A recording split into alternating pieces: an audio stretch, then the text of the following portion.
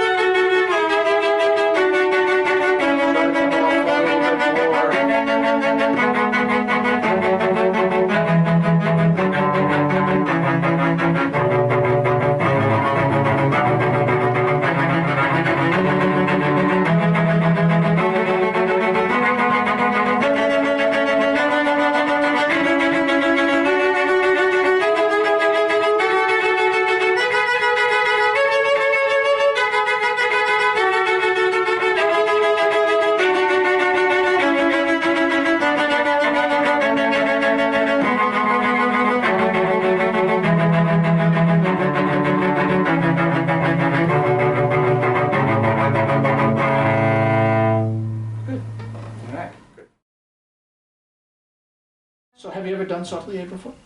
Where do you do it? In the scale. In our scale system, we do sautille, right? What kind of a contact point do you need for this stroke? High. Why? So generally spiccato is going to be Higher. and staccato is going to be Lower. right. And sautille is a kind of spiccato stroke, okay? And so we need, because it's a very fast stroke like that, you need a higher contact point. So try a little bit.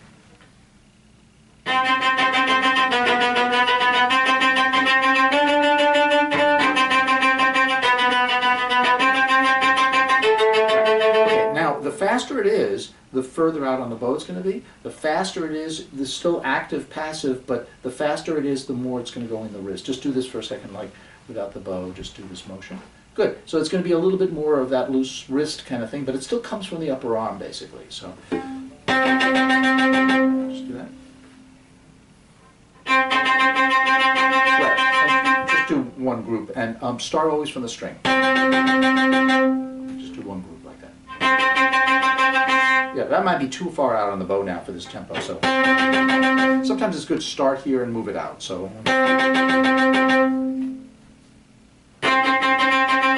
start from the string. Right, try to loosen the wrist a little bit. I don't mean to go, keep the tempo, keep the notes the same lengths and the same rhythm. But you just start. Just do that. So start a little closer to the frog with it, and then come off out of the string and let it down. Good. Now it's going to go.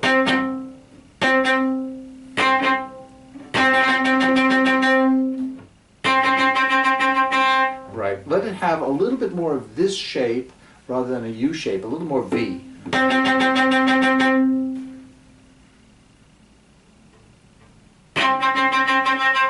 Right. So if you have a U shape, the U shape is going to be more like that, and we want.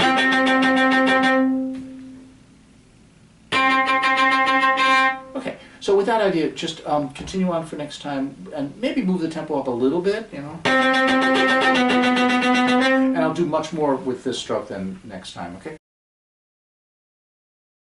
So what's your tempo on this? 50 to the quarter note. Okay. Can you snap what you think 50 is?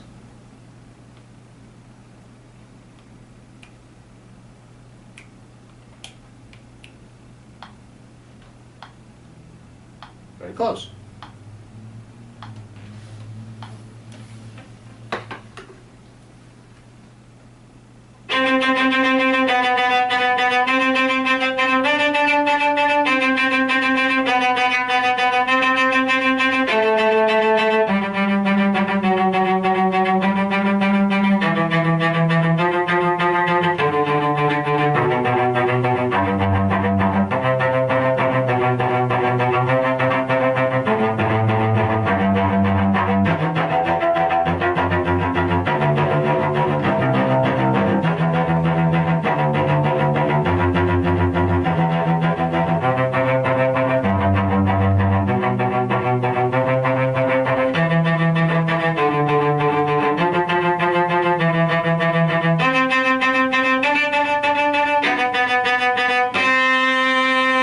Good. So it's coming along.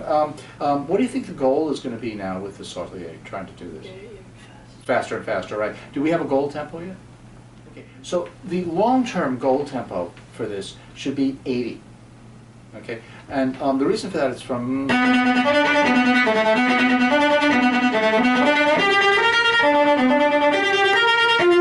You know what that piece is?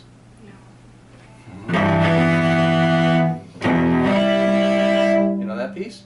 I think so. Okay, it's the Elgar concerto. Okay, and again, you need to start listening to lots of pieces so that you're aware of the literature that's out there. Like today, we heard somebody play the Shostakovich concerto. You can start to listen to that, or the Dvorak concerto, or these big concertos that are, you're going to want to play in the future. So you want for this, for practicing this. We may not get up to 80. If we get up to 70, 72 or something, that'll be good. But right now you're at what, 50 is what you said? Yeah, so now that's your main goal, then, trying to move up the tempo and figuring out how you do this stroke. So let's do the sautille of number 25. And what's your tempo? 60. 60. Do you know what 60 would be if you snapped 60? Can you snap 60? Pretty close, I think. So if you're thinking of 60, you can think 1 1,000, 2 1,000, 3 something like that. Okay.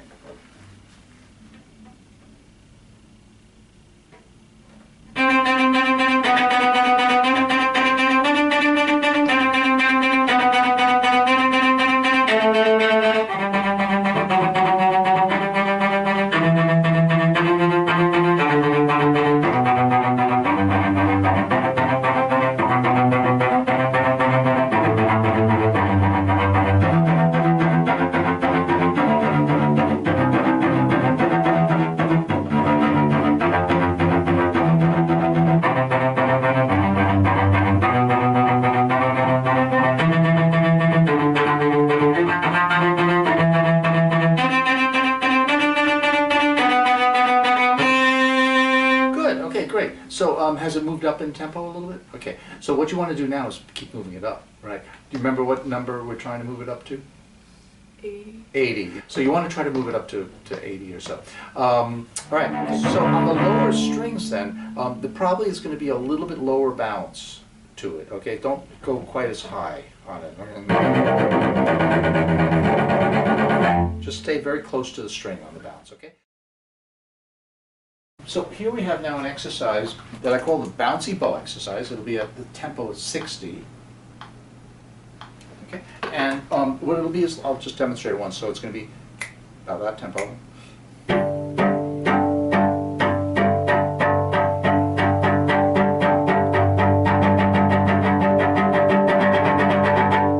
Okay, so what that is we're just getting faster and faster as we go, but keeping that same big pulse. So how many notes did I do in each one of the pulses?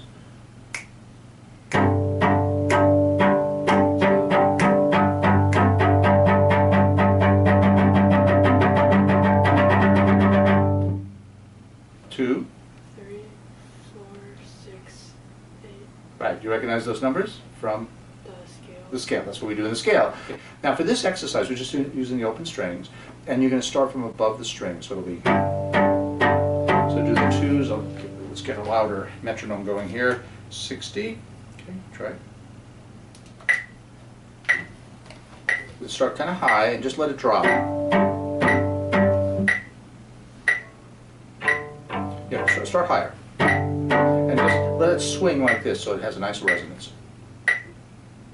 Higher, higher, higher, higher. And just let it drop. Just let it drop. So you want that much sound.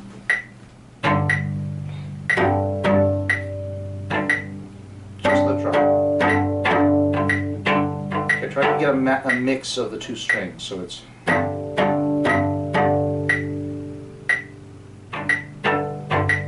So just do the one down bow. Yeah, you don't have to force it down. Just let it. Just let it drop. Let me show you. Keep it straight up.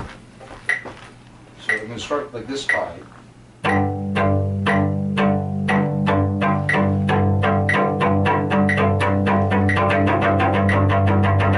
Okay, kind of hard standing up and doing it, but you hear how much sound, right?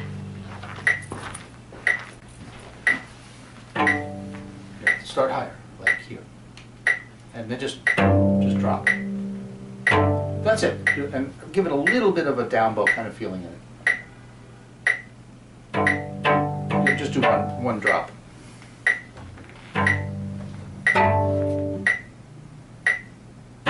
That's it. So do now two, but just sort of let it rebound. Don't have to do very much. It's actually very easy.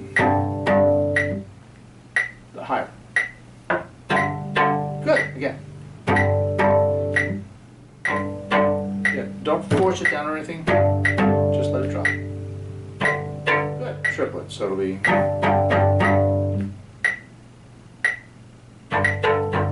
Good, 16ths, it'll be...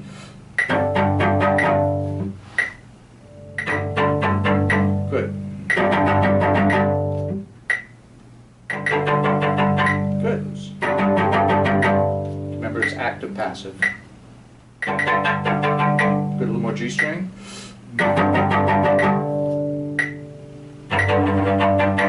Let it just rebound. So just do this.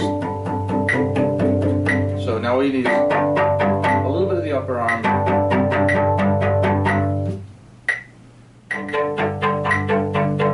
Like lean it down a little so you get more G.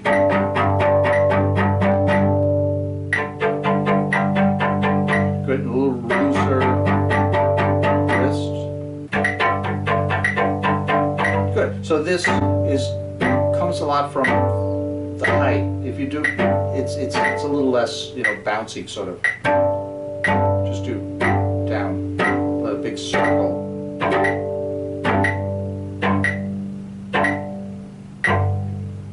Good. Let's do. Start high. Good. More G. Lean down to the G.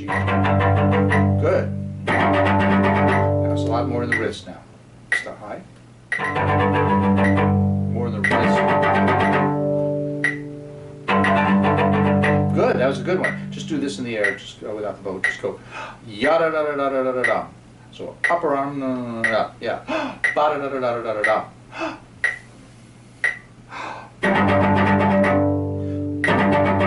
With the bow.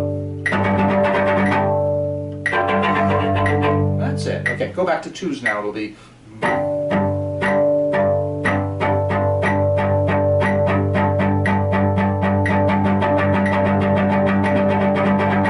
Okay, so just keep doing twos until I say go on, and then go on to threes. Twos. So try to find more ring. Right, you try to push it down. Just let the bow bounce up and come back down. So you're making a big U.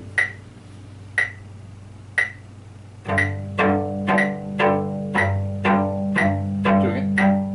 Don't push it down. Let it just bounce by itself. Triplet.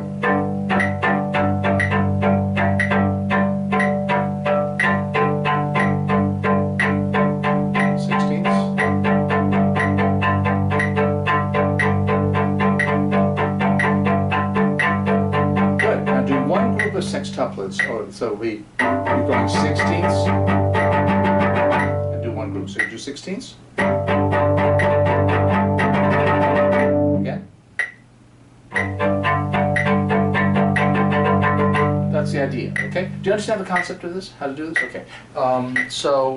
2, 3, 4, 6, 8, and just figure out how little work it is. It's really very little work. I think you're actually trying to do more than you need to do. Yeah. Just let the bow drop. You know, maybe just even do this for a couple of times, just finding, and then a little bit of a swing of the arm. So you just start like this. Okay, and I'll let go your left hand. Can you get a little more ring? And then swing your arm. Can you feel the bow rebounding? That's what you want. You want to feel that just so you're very loose. The more you tighten up, the less you'll get that rebound effect. Good. Okay. Good.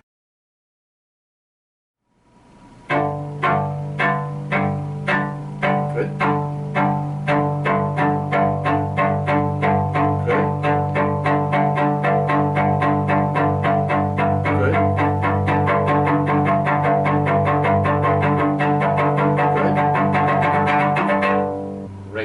Good. And if it's not very even when you're doing it, what does that mean? The height of the bounces in this. That's right. You want to make sure that the height of the bounce is really good. Okay. Have I shown you the bubble exercise yet? No. Okay. Bubble exercise is this.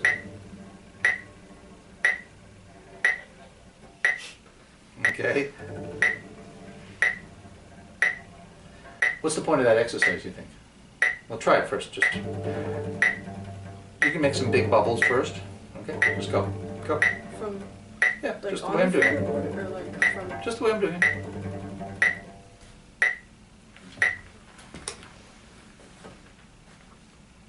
it. You're thinking too hard. Just do it.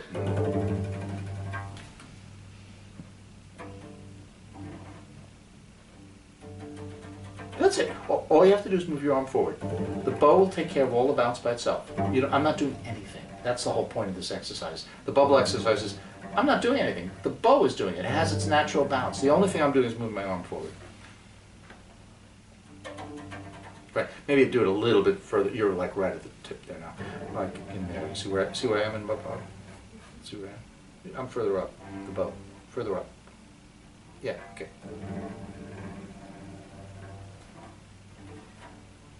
Move your arm forward. Straight forward. So the bow doesn't end up going like this or like this. Move your arm forward. On. Move it forward. Okay, just do that.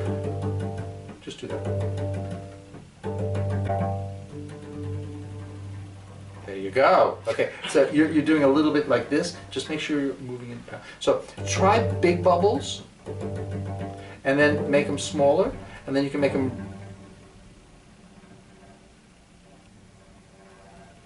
really, really small, okay? And what's the point of this exercise? to let the bow do the work. Yeah, that's right. So you find how much bounce there is actually in the bow. That's the whole point of this kind of stick. It has a lot of bounce. And you can do a lot of this just letting go. And I think, you know, when you're trying to control it too much, you know, you have, as I said, a good work ethic, then you're trying to control it, then it actually gets in the way of making it easy to do it, okay? Move it forward.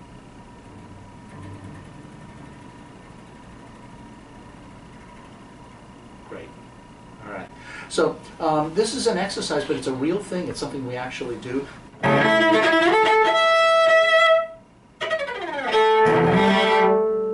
Okay, that's from the Tchaikovsky concerto.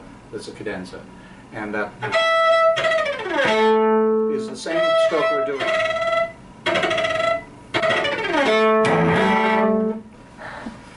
Okay.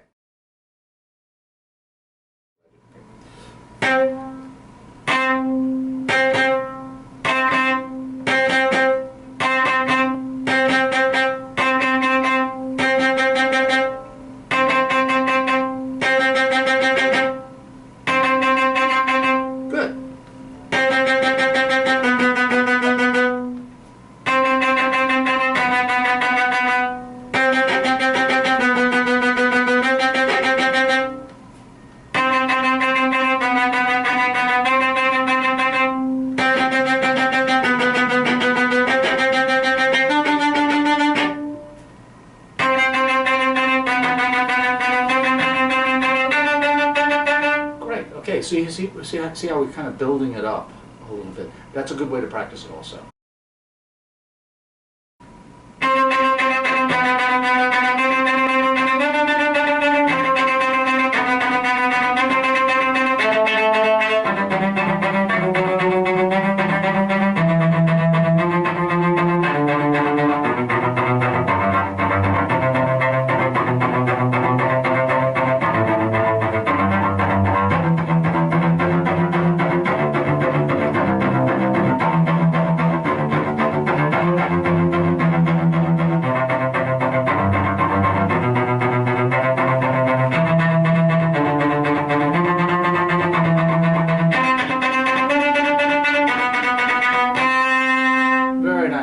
So you lost a little bit of the vibrato at the end, but because you're probably getting a little tight as you're doing it. But the stroke has come along so far.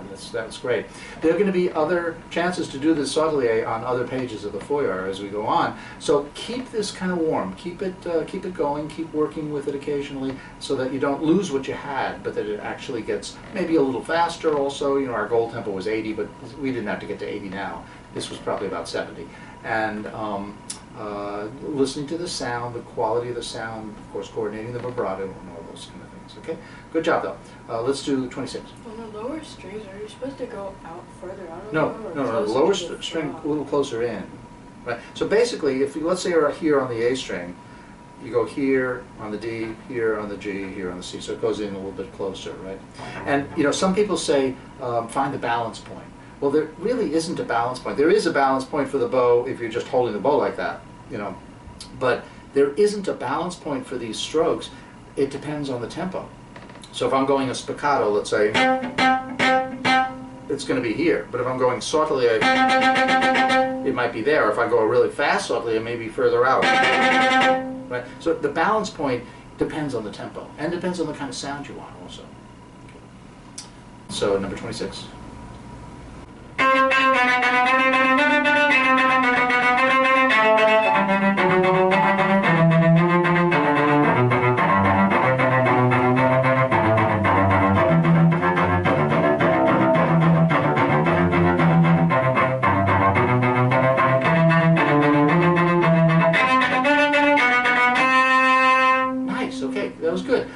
It'll get better if you can involve more of the thumb in it. I've showed you that before, how the thumb should be doing a little. Yours is a little bit locked in, okay, which comes as, again, you know, has to do with the tension in the hand there still. If you can just loosen it up more and let the thumb be part of this process of the sautille stroke, it'll be a nicer sound, it'll be easier to play, it'll be more controlled, etc. Okay?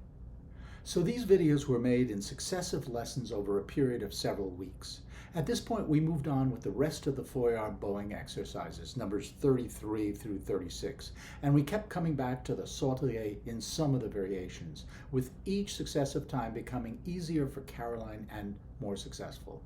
The point is that I used a sequential approach to teaching this stroke, one step at a time, with several related exercises to focus on specific aspects of the sautier stroke.